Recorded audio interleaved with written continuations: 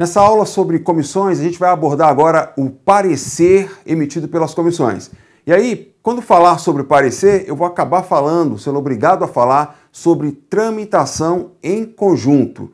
Então eu vou antecipar já alguns dispositivos do regimento da Câmara Legislativa do Distrito Federal para já apresentar para vocês o que significa matérias tramitando em conjunto. São as famosas matérias chamadas apensadas, ou como o regimento da Câmara Legislativa também utiliza, apensas. São dois ou mais projetos ou matérias do mesmo tipo que vão tramitar de maneira conjunta. Vamos então ver essas informações. O parecer, uma dica já muito interessante aí para vocês, é que o parecer ou regimento não considera uma proposição. Então, diferentemente do que faz o regimento da Câmara dos Deputados no Congresso Nacional, do Senado Federal, em que vai considerar o parecer como um tipo de proposição, o regimento da Câmara Legislativa, quando ele fala no seu artigo 129 sobre proposições, ele não elenca o parecer como sendo um tipo de proposição. E no artigo 91 ele vai dizer que o parecer é um documento. Então, olha só, parecer é proposição? No regimento da Câmara Legislativa não consta isso expresso. Proposição é um documento? De certo modo, sim, mas nem todo documento é uma proposição. E aí o regimento da Câmara Legislativa está dizendo que o parecer é um documento e ele não elenca o parecer como sendo uma proposição. Então essa distinção é muito importante para você que está estudando aí para a Câmara dos Deputados, para o Senado Federal e que já estudou outros regimentos, precisa perceber essa diferença. Vamos então estudar agora o artigo 91 do Regimento Interno da Câmara Legislativa do DF. Vem comigo. Então, olha só, artigo 91. Parecer é documento que formaliza o pronunciamento de comissão sobre matéria sujeita a seu estudo. Então, o primeiro ponto é a gente marcar aqui que documento é diferente de proposição. Então, por exemplo, se você for lá no artigo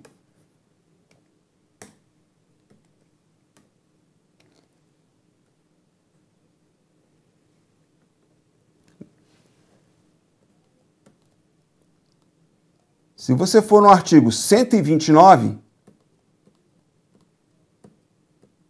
você vai encontrar no artigo 129 as proposições previstas no regimento da Câmara Legislativa. Pronto, apanhei da caneta, mas agora está resolvido.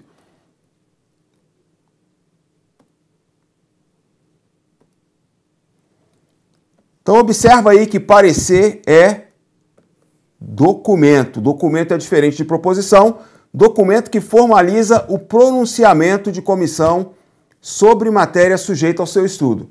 E o parágrafo único vai dizer: cada proposição terá parecer independente. Então, proposição tem parecer independente, salvo as que tramitarem em conjunto. Então, como eu falei para vocês, eu preciso explicar já neste momento o que é tramitação em conjunto para que você entenda. Porque qual é a regra?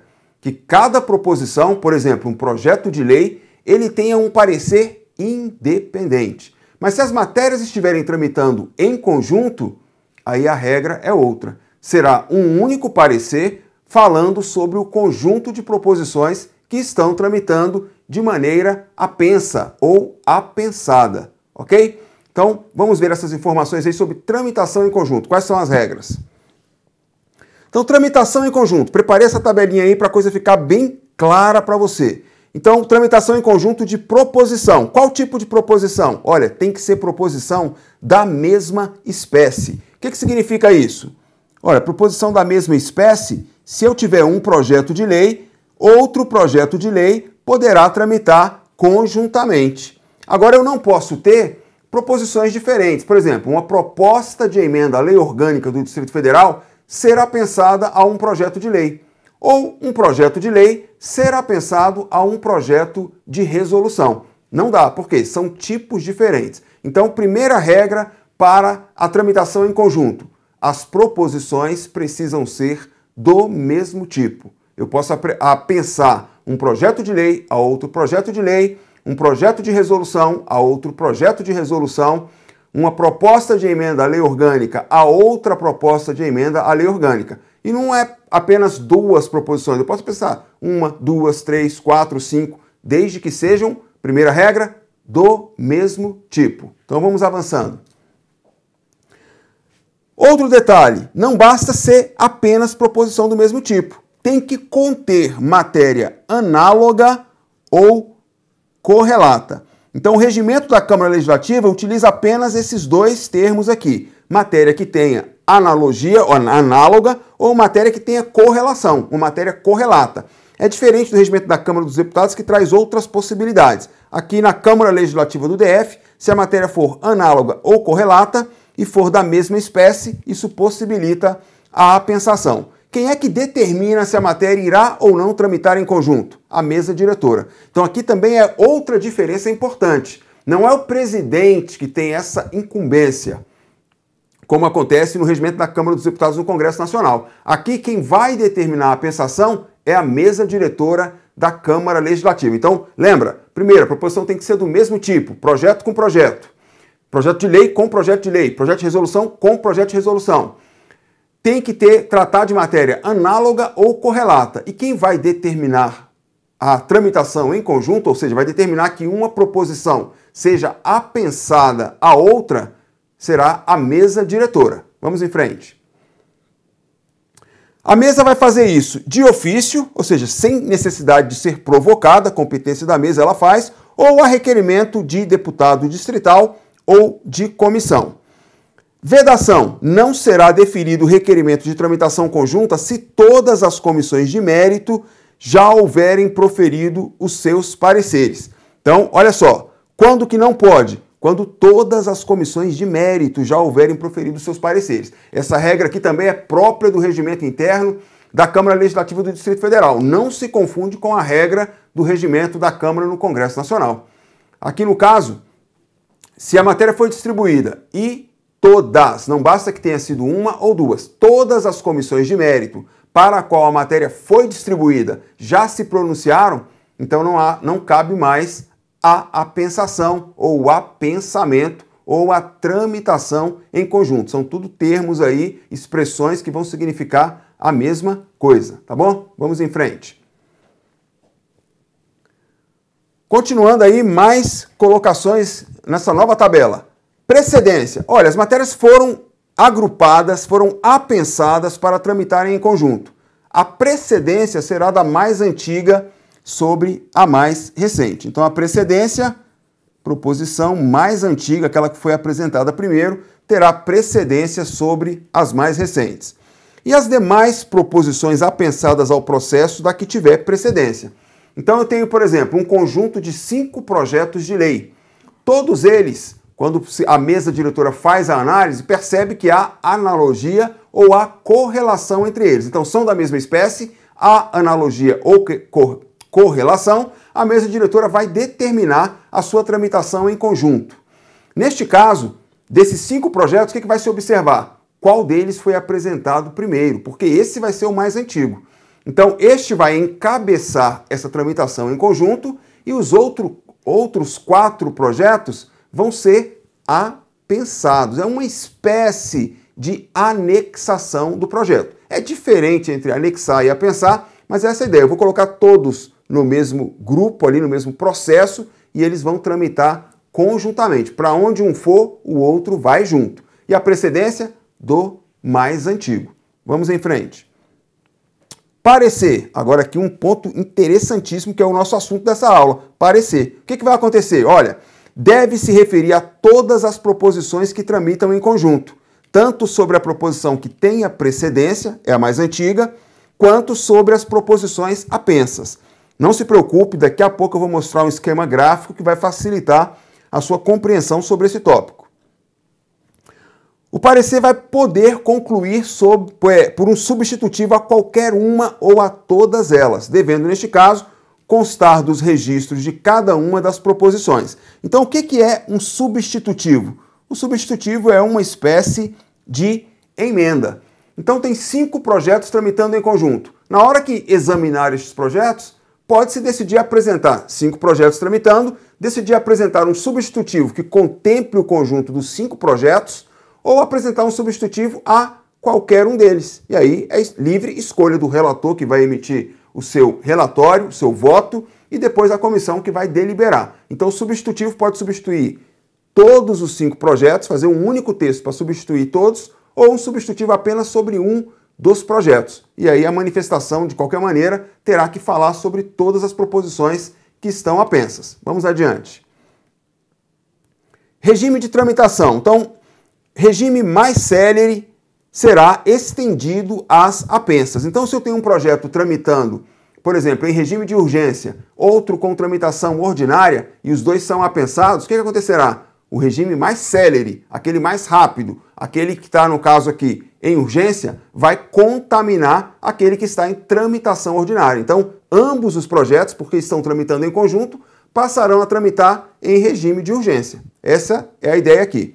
Complementando, urgência e, se na falta deste, de prioridade. Então, se eu tenho urgência e ordinário, o ordinário passa a constar em urgência. Agora, se eu não tenho projeto em urgência, eu tenho um projeto em prioridade e um em tramitação ordinária. Os dois se agrupam. Então, esse ordinário passará a tramitar com prioridade. E se eu tiver 3 projetos, um com urgência, um com prioridade e outro com tramitação ordinária, e os 3 estão tramitando em conjunto, então o regime de urgência vai contaminar o regime de prioridade e vai também contaminar o regime de tramitação ordinária. Os 3 projetos tramitarão em regime de urgência. Essa é a ideia. Vamos fechar essa matéria falando sobre a inclusão na ordem do dia. Como estão tramitando em conjunto, todos os projetos serão colocados conjuntamente na ordem do dia da mesma sessão. Então eu pego nesse exemplo que eu falei que eu tinha 3 projetos, um que era urgência originalmente, outro que era prioridade e outro que era ordinário, os 3 passam a tramitar em urgência e os 3 serão incluídos conjuntamente na ordem do dia da mesma sessão. Olha só, agora é a hora de eu mostrar o esquema no próximo slide. Então vamos retomar aqui o artigo 91.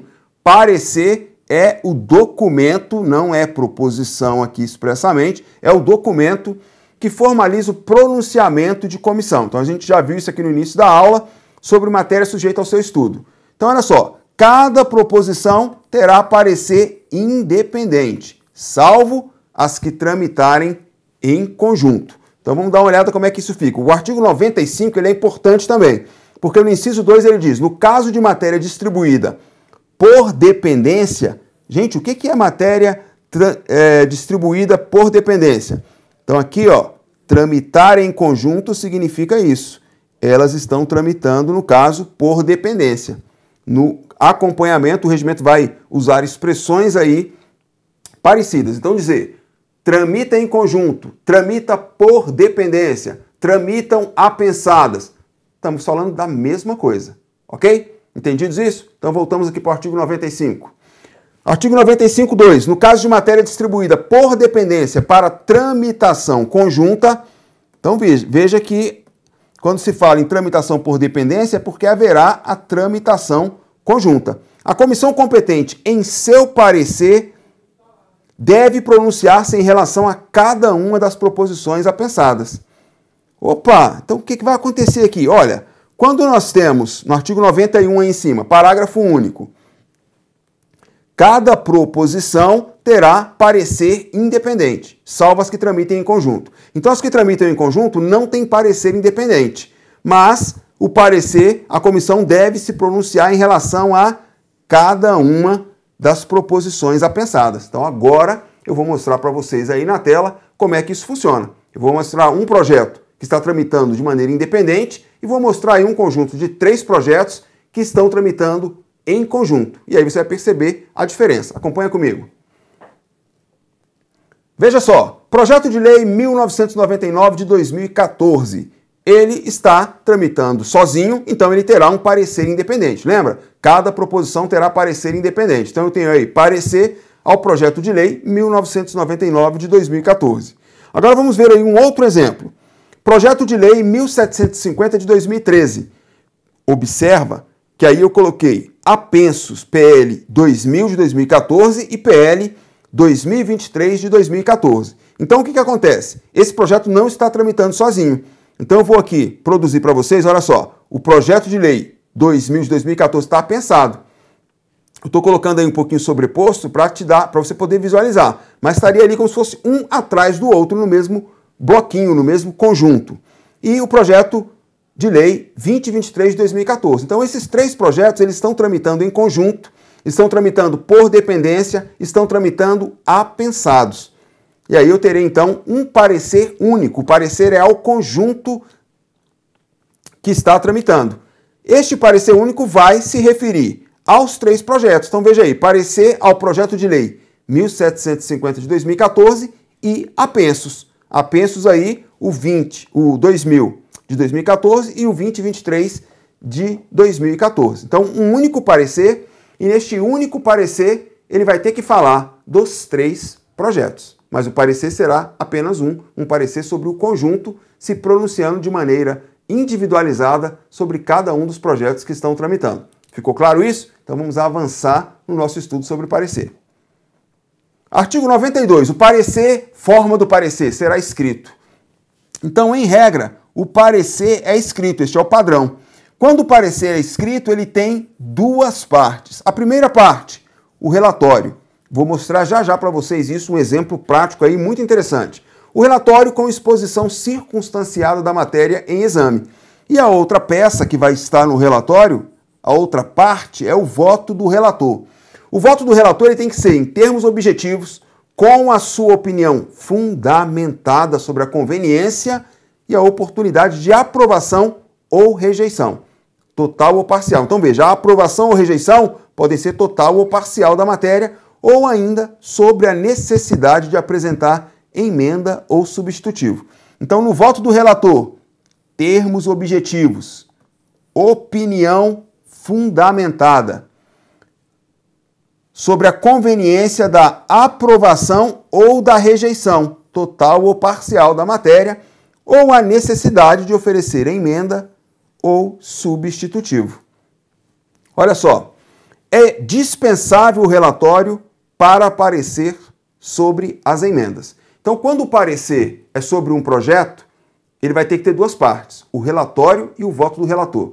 Mas se o parecer for sobre emendas, ele pode ter as duas partes? Pode. Entretanto, o regimento diz, olha, é dispensável o relatório se for um parecer sobre emendas. Neste caso, seria suficiente apresentar apenas o voto do relator. Então veja agora comigo um exemplo prático aí da Câmara Legislativa. Olha só, parecer número 1 de 2014 da CDES-CT-MAT, dessa comissão aí. Relatório. A Comissão de Desenvolvimento Econômico Sustentável, Ciência, Tecnologia, Meio Ambiente e Turismo. Uau, até cansei, o nome dessa comissão é muito grande. E essa sigla aí esquisita, difícil até de pronunciar. Então foi distribuído o projeto de lei 1909 de 2014, de autoria do nobre deputado, e aí vinham mais informações. Em sua justificação, o autor argumenta: reticências. No prazo regimental não foram apresentadas emendas. É o relatório. Então, no relatório, a gente viu que ele vai fazer uma exposição circunstanciada. Exposição circunstanciada, cuidado, não é uma exposição sucinta, é uma exposição detalhada. Então, ele vai dizer, por exemplo, quem é o autor da proposição, se essa proposição tramitou por quais comissões, se durante o prazo de emendas, se foram ou não apresentadas emendas, se as comissões que se pronunciaram anteriormente já emitiram ou não parecer e que tipo de parecer foi proferido em relação a essa proposição e outras informações que possam vir a ser relevantes para a apreciação. Então isso vai ser o relatório, uma exposição circunstanciada. E o segundo ponto, o voto do relator. Vamos dar uma olhada? Então, o relatório é a primeira parte. O que é importante que o regimento diz? Com exposição circunstanciada da matéria. Então, veja, ele vai dizer as circunstâncias em que aquela matéria foi apresentada e em que circunstâncias ela chegou à comissão e está agora sendo examinada. Então, ele vai dizer qual é a justificativa, os argumentos do autor, se foram ou não apresentadas emendas, coisas do gênero, com exposição circunstanciada da matéria em exame. O outro ponto é voto nos termos do artigo 69b, Inciso 1, a linha J do Regimento Interno da Câmara Legislativa do Distrito Federal, compete à comissão, ele diz o nome da comissão, analisar proposições referentes a cerrado, reticência, reticência, reticência. E aí ele traz informações, eu coloquei aí destacando, ele coloca dois parágrafos para apresentar justificativas e no final ele conclui. Assim, pela sua relevância e oportunidade, somos pela aprovação no mérito do projeto de lei 1909 de 2014 no âmbito desta comissão. Deputado Robério Negreiros, presidente, deputado Patrício, relator, era o presidente relator aí à época da análise desta comissão. Então, relatório dispensável no caso de parecer à emenda e no caso de voto do relator, observe, em termos objetivos, com sua opinião fundamentada, pela aprovação ou rejeição total ou parcial da matéria ou sobre a necessidade de apresentar a emenda ou substitutivo. O parecer da comissão, sempre que a comissão concluir pela apresentação de proposição, será ela elaborada pela própria comissão, considerando-se como justificação o próprio parecer. Então a comissão se pronunciou aí sobre uma matéria e ela resolveu apresentar uma proposição, ela estava estudando um determinado assunto, por exemplo, apresentou uma proposição, ela tem que a justificativa da proposição, porque toda proposição precisa ter uma justificativa, neste caso a justificativa ou a justificação será o próprio parecer. O presidente da Câmara Legislativa devolverá à comissão o parecer emitido em desacordo com as disposições deste artigo. Então, se contrariou, por exemplo, apresentou o parecer, mas no parecer não tem o relatório, o presidente pode devolver. Apresentou o parecer, mas no parecer não tem o voto do relator, ou o voto do relator não apresenta a sua fundamentação. O presidente, então, pode devolver. Contrariou o que está disposto neste artigo, cabe a devolução do parecer. Vamos adiante.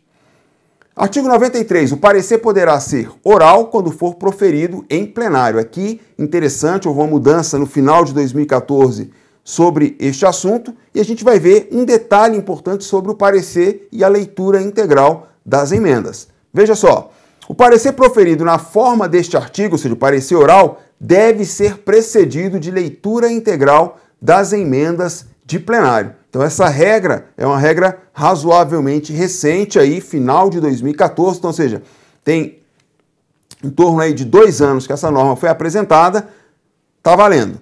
Aprovado o parecer, as notas taquigráficas serão juntadas ao respectivo processo. Então eu preparei um mapa mental para a gente avaliar isso aí de uma maneira mais clara. Então, mapa mental, a forma de apreciação do parecer. Qual é a regra? A regra é que o parecer seja escrito. Qual é a exceção? A exceção é que ele seja oral. Quando o parecer for escrito, ele vai ter 2 partes. Uma, o relatório. Lembrando, o relatório é dispensável quando o parecer for sobre emendas. E a outra parte, o voto do relator. O voto do relator tem que ser em termos objetivos, tem que ter a opinião fundamentada sobre a conveniência e oportunidade de aprovação ou rejeição, total ou parcial da matéria, ou ainda sobre a necessidade de apresentação de emenda ou substitutivo. Quando o parecer é oral, é uma exceção. E quando ele for oral, ele vai ser proferido em plenário, ou seja, não é no âmbito da comissão mais. A comissão pode, por exemplo, ter perdido o prazo. O parecer oral ele vai ser precedido da leitura integral das emendas de plenário. E, se for aprovado, as notas taquigráficas serão juntadas ao respectivo processo. Pronto, então esse mapa mental aí te ajuda a compreender um pouquinho melhor essas normas sobre o parecer. Artigo 94. Salvo disposição em contrário estabelecida na lei orgânica ou neste regimento, as deliberações das comissões serão tomadas por maioria de votos, presente a maioria absoluta. Então, deliberações, regra, maioria de votos. Mas desde que esteja presente a maioria absoluta e salvo se houver uma disposição em contrário estabelecida ou na lei orgânica ou no regimento interno. Então esse aqui é o padrão. O que significa isso? Vamos supor que uma comissão tenha 5 membros. Esta comissão com 5 membros, para que ela possa deliberar 5 membros, ela precisa ter a maioria absoluta dos seus membros. Então, de 5, basta que hajam 3 presentes. Então vamos supor que estejam 3 deputados, membros de uma comissão, presentes àquela reunião. Pode deliberar? Pode. Quando se fizer a deliberação, o que vai acontecer? um dos membros votou contra, outros 2 votaram a favor. O que vai acontecer? 2 votos a 1, a matéria será aprovada. Por quê? Maioria de votos, tínhamos 3 votos, 2 foram a favor, 1 contra. Maioria de votos, presente a maioria absoluta. 3 de 5, maioria absoluta, prevaleceu a maioria de votos. 2 contra 1. Pronto, tá aí o exemplo dessa regra para você. Vamos avançar. Esta regra vai estar repetida lá em plenário. Artigo 185, as deliberações da Câmara Legislativa serão tomadas por maioria de votos, presente a maioria absoluta de seus membros, salvo disposição em contrário, neste regimento ou na lei orgânica do Distrito Federal. Perceba que aí a regra é bastante semelhante, artigo 94 aplicado em comissão, artigo 185 aplicado em plenário. E o parágrafo único vai dizer: os votos em branco e as abstenções só serão computados para efeito de quórum. No desenvolvimento dos trabalhos, as comissões observarão as seguintes normas. Então vamos passar aqui rapidamente sobre essa lista de normas dos trabalhos das comissões. Se a comissão se julgar incompetente para apreciar a matéria ou qualquer deputado distrital suscitar conflito de competência, a questão será encaminhada ao presidente da Câmara Legislativa para reconsideração ou por ele submetida à mesa diretora para decidir em 2 dias ou de imediato se a matéria for urgente. Então, vai se fazer o despacho da matéria para as comissões. A comissão recebeu um projeto, ao analisar ela fala: olha, nós não temos competência regimental para tratar deste assunto. Então ela vai solicitar ao presidente que reavalie aquilo. Há um conflito de competência. Um deputado também pode perceber, a comissão recebeu a matéria e um deputado falou: olha, essa matéria aqui é um conflito de competência. Essa comissão a qual foi distribuído o projeto não tem competência para se pronunciar sobre ela. Então, isso vai ser avaliado pelo presidente ou aí pela mesa diretora e nesses prazos regimentais. Vamos adiante. 2. No caso de matéria distribuída por dependência para tramitação conjunta, a comissão competente em seu parecer deve pronunciar-se em relação a cada uma das proposições apensadas. A gente já falou sobre isso um pouquinho antes. Ao presidente da comissão é lícito, em virtude da complexidade da matéria, dividi-la em partes ou capítulos, designando relator parcial para cada uma delas e um relator geral, de modo que haja apenas um parecer na comissão. Então, a matéria é complexa? Pode dividir. Manda uma parte para um relator, que será considerado um relator parcial, outra parte para outro relator, que será parcial. Pode ter aí 3, 4, 5 relatores, vai depender de cada situação. Claro, as comissões na Câmara Legislativa do Distrito Federal são pequenas, né? 5 membros, então não dá para distribuir para também tanta gente. Mas vamos supor que distribuir para 3 relatores. Vai ter que ter um relator geral, que vai reunir os pareceres parciais apresentados pelos relatores parciais, vai consolidar isso aí num único relatório, por quê? Tem que ter apenas um parecer da comissão, ok? Vamos lá.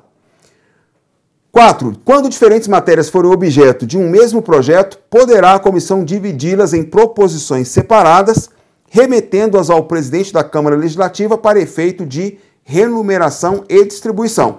Neste caso aqui, a matéria é muito grande, vai se dividir, mas neste caso não é para ter relatores parciais. É para quê? Manda de volta para a mesa para que ela renumere e nós vamos ter proposições distintas tramitando. Ou seja, um projeto que era muito grande, muito extenso, ele foi dividido e aí ele vai se tornar 2 ou 3 ou 4 projetos, dependendo do caso. Tá? O mais natural é se virar aí 2 projetos para serem renumerados e iniciarem a sua tramitação. Vamos adiante. Ao apreciar qualquer matéria, a comissão em seu âmbito poderá 1. Aprová-la ou rejeitá-la. Por isso que o parecer pode haver a manifestação sobre a conveniência e oportunidade de aprovação ou rejeição total ou parcial. Sugerir o seu arquivamento. Lembrando, compete ao presidente da Câmara Legislativa arquivar proposições. Então, as comissões têm competência para arquivar papéis, documentos, mas proposição, quem tem competência para arquivar é o presidente da Câmara Legislativa. Vamos seguir. Formular projeto dela decorrente. Então, apreciou uma matéria, apreciou um assunto, formula um projeto dela decorrente. Lembrando, se está apresentando um projeto, formulando um projeto, está apresentando a proposição, a fundamentação deste projeto vai ser o próprio parecer. pode dar-lhe substitutivo, que eu já falei, uma espécie de emenda, confira lá o artigo 146, pode apresentar emenda ou subemenda, artigo 46 também vai tratar sobre isso, e pode propor a sua prejudicialidade.